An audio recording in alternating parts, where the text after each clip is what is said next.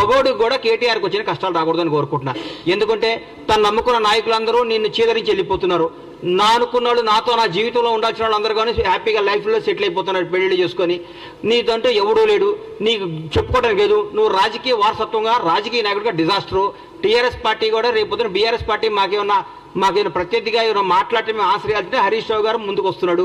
హరీష్ రావు గారు మాకు ప్రత్యర్థిగా మా ముఖ్యమంత్రి గారితో మాట్లాడటానికి ఆయన సరిపోతున్నాడు. మీరు దేనికి, మీ పార్టీ నాయకులే మిమ్మల్ని మీరు దేనికి పనికిరారు, దేనికి పనికిరాని దద్దమ్మని మీరు మీ వాళ్ళే చెప్పుకుంటున్నారు. పైగా మీరు ఎక్కడ సెక్స్ అయ్యారంటే ఒక 300-200 యూట్యూబ్ ఛానల్స్ పెట్టుకొని వాళ్ళతో ప్రత్యేకంగా తిట్టేయటం, వాళ్ళని తిట్టేయటం, రేవంత్ రెడ్డి గారిని తిట్టేయటం, కాంగ్రెస్ వాళ్ళని తిట్టేయటం, కాంగ్రెస్ తప్పులు. మీ దగ్గర మీ మున్సిపల్ మంత్రిగా ఉన్న మీ ఆధీనంలో 1, 2, 3, 5వ స్థాయిలో ఉన్న బాలకృష్ణ అనేవాడిని పట్టుకుంటేనే 1000 కోట్లు 2000 కోట్లు దొరికినాయి. ఆయన ఏంది ఆయన ఆఫీసర్ పేరు ఏంది, మన ఔటర్ రింగ్ రోడ్డు మన కారు రేసులు ఇచ్చిన ఆయన కారు మన అరవింద్ కుమార్ గారే డైరెక్ట్గా చెప్పాడు, నువ్వు కేటీఆర్ గారు ఇవ్వమంటే నేను డబ్బులు ఇచ్చాను. మీరు రాబోయే రోజుల్లో ఇంకా ఇంకా ఇంకా ఇంకా ఇంకా కష్టాలు తెచ్చుకొని మీరు చేసిన పాపాలు గడుక్కోవటమే మీ జీవితం స్మాష్ అయిపోయింది. ఈ రోజు రాజకీయంగా మీరు భూస్థాపితం అయిపోయారు. మీకు ఎప్పుడు రేపు పార్లమెంట్ ఎలక్షన్ వరకు మీరు ఒక్క దగ్గర కూడా పోటీ చేసే అర్హత లేదు. మీరు ఫోన్ చేస్తే క్యాండిడేట్లు పారిపోతున్నారు. ఒక 17 స్థానాలకు ఒక్కొక్క పేర్లు చెప్పండి సార్ మీరు పోటీ చేసేవాళ్ళు. మా కాంగ్రెస్ పార్టీకి ఒక్కొక్క స్థానం నుంచి 100 మంది సీట్ల కోసం పోటీ చేస్తున్నారు, 100 మంది సీట్ల కోసం ట్రై చేస్తున్నారు. అది ఈరోజు మాకున్న పార్టీ, మాకున్న పరిపాలన. పైగా మీరు గొప్ప మాట అన్నారు, మాకు 6 గ్యారెంటీ లేదు మా గవర్నమెంట్, 7 గ్యారెంటీలు వచ్చింది. 7వ గ్యారెంటీ ఏందో చెప్తా, స్వేచ్ఛ, నిజాయితీగా మాట్లాడుకో, ఎవడైనా స్వేచ్ఛగా మాట్లాడుకోవచ్చు. ఇది మహాత్మా గాంధీ ఇచ్చిన ఫ్రీడమ్ ఆఫ్ ఇండియా, స్వేచ్ఛ, ఇండిపెండెన్స్ లో మేము మాట్లాడుతున్నాం అని చెప్తున్నాం మీకు. జవహర్ లాల్ నెహ్రూ బలపరిచిన పార్లమెంటరీ డెమోక్రసీలో ఉన్నాం మనం. సర్దార్ వల్లభాయ్ పటేల్ సృష్టించిన సోవియట్ రిపబ్లిక్ అనే పదాన్ని మేము గౌరవిస్తాం. అందరికంటే డాక్టర్ బిఆర్ అంబేద్కర్ రాసిన రాజ్యాంగం మీద మా గౌరవం. అదే మీ గవర్నమెంట్ లో, మీ దొరల ప్రభుత్వంలో ఒక ముఖ్యమంత్రిని, ఒక మాజీ ఎమ్మెల్యే చెప్పు తీసుకొని చూపిస్తే వాడిని మీరు ఏం చేసేవాళ్ళు? ఇప్పటికల్లా ఏం చేసేవాళ్ళు సార్ మీరు? మీ గుండె మీద టీఆర్ఎస్ నాయకులందరినీ, బీఆర్ఎస్ నాయకులందరినీ, మిమ్మల్ని ముఖ్యంగా కేటీఆర్ అడుగుతున్నా, మీ ప్రభుత్వంలో మీరు ముఖ్యమంత్రిగా ఉన్నప్పుడు, మీ నాన్నగారు ముఖ్యమంత్రిగా ఉన్నప్పుడు ఒక ప్రతిపక్ష ఎమ్మెల్యే చెప్పు తీసుకొని ఒక ముఖ్యమంత్రిని చూపిస్తే మీరు ఏమైనా మాట్లాడేవాళ్ళు?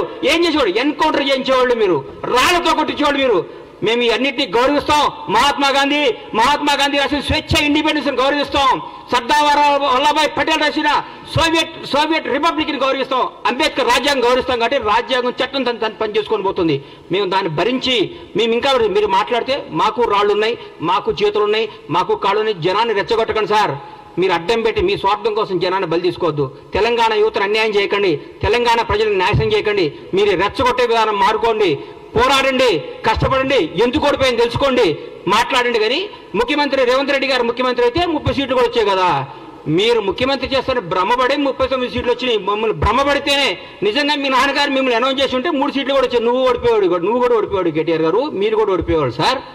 మాకు ముఖ్యమంత్రి రేవంత్ రెడ్డి గారు ఊరికే రాలా, నాన్న పేరు చెప్పుకొని రాలా, వారసత్వంతో రాలేదు, వారసత్వం తెచ్చుకోలేదు. ఆయన పోరాడి తెచ్చుకున్నాడు సార్. ఆయన రాజ్యాంగం కాంగ్రెస్ పార్టీలో ఒక అభ్యర్థి 2 స్థానాల్లో పోటీ చేయడం మీరు విన్నారా? ఎక్కడో కర్ణాటకలో ఒకసారి సిద్ధరామయ్య గారు చేశారు ముఖ్యమంత్రిగా ఉండి. ఈరోజు తెలంగాణ రాష్ట్రంలో నాకు తెలిసి తెలంగాణ రాష్ట్రంలో ఒక పిసిసి ప్రెసిడెంట్ 2 స్థానాల్లో పోటీ చేస్తే ఆయన ముఖ్యమంత్రిగా ఉండి వేరే వాడతాడు కదా. 4 కోట్ల 5 కోట్ల ఈ 4 కోట్ల తెలంగాణ ప్రజలకు తెలిసి నిజం మీకు తెలవలేదంటే మీరు మానసికంగా ఎంత వెనకబడిపోయి ఉన్నారో నాకు అర్థమవుతుంది. తెలంగాణ ప్రజలు ఎవరు గెలిచినా టీఆర్ఎస్ పార్టీ గెలిస్తే కేటీఆర్ ముఖ్యమంత్రి అయితే అనేవాడు కాబట్టి మీరు ఓడిపోయారు. మీరు టీఆర్ఎస్ పార్టీ గెలిస్తే కేటీఆర్ ముఖ్యమంత్రి అయితే మానసింగ్ గారు, సాక్షాత్తు భారత ప్రధాని నరేంద్ర మోడీ గారే చెప్పిన అందరికి వచ్చి మీ నాన్నగారు మిమ్మల్ని ముఖ్యమంత్రి చేస్తాను అడిగిందని. ఎలక్షన్ మనం గెలిచుంటే మిమ్మల్ని ముఖ్యమంత్రి చేసేవాడు కాబట్టి జనాన్ని మిమ్మల్ని తిరస్కరించారు. మాకు రేవంత్ రెడ్డి గారు ముఖ్యమంత్రి అవుతాడని ఆయన పీసీసీ పగ్గాలు చేపట్టినప్పుడే, పీసీసీ ఆయన చేసుకున్న పోరాట పత్రం చేస్తున్నాడే, ఆయన అధిక ఎలక్షన్ పోయినప్పుడు మాకు రేవంత్ రెడ్డి గారు ముఖ్యమంత్రి అవుతాడు, తెలంగాణ ప్రజలందరికీ క్లారిటీ ఉంది. మీరు దయచేసి చెప్తున్నా, మీకు దయచేసి చెప్తున్నా, ఇకనన్నా మీరు మీ వాస్తవాలు తెలుసుకోండి. మీరు తీసేసిన తహసీల్దారు, మీరు రిటైర్డ్ అయిపోయారు, మీరు రాజకీయంగా పనికిరారు, మీరు రాజకీయంగా వేస్ట్. మీరు మన అసెంబ్లీలో కూడా మీరు కామ్గా కూర్చుంటే హరీష్ రావు గారు మాట్లాడారు, మా వాళ్ళు సమాధానం చెప్పారు. మీరు దేనికి పనికిరారు, మీరు అమెరికాలో ఇల్లు కొనుక్కోవడానికి వెళ్ళొచ్చారు, మంచిగా సెటిల్ అవ్వండి, బాగుండండి. మీరు చేసిన తప్పులంటికి ఆన్సర్ ఇవ్వండి. తప్పులు చేస్తే చట్టం తన పని తను చేసుకోబోతుంది. మీ దగ్గర పనిచేసిన వాళ్ళే వచ్చి అప్రూవల్గా మారి బాబు మాకేం సంబంధం లేదు, కేటీఆర్ గారు చేయమంటే మేము తప్పులు చేసాం, మాకేం సంబంధం లేదని చెప్తున్నారు. అందరినీ లెక్కలతో తీసి మీ అందరికీ అప్పచెప్తాడు. ఇది తెలంగాణ ప్రజల సొమ్ము, ఇది తెలంగాణ ప్రజల ఆస్తి, దీన్ని ఎవరు దోసుకున్నా ఊరుకోరు, ఎవరు దోసుకున్నా ఒప్పుకోరు, చట్టం తను చేసుకోబోతుంది. దయచేసి మీ అందరికీ చెప్పేది ఏంటంటే కేటీఆర్ గారు దయచేసి మా ప్రభుత్వం చేస్తున్న పనులు మెచ్చుకోండి.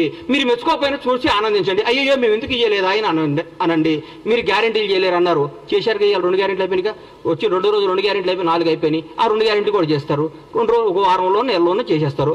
ఇచ్చిన ప్రతి హామీని నిలబెట్టుకునే ప్రభుత్వం కాంగ్రెస్ ప్రభుత్వం. రేవంత్ రెడ్డి గారు బ్రహ్మాండంగా చేస్తున్నారు.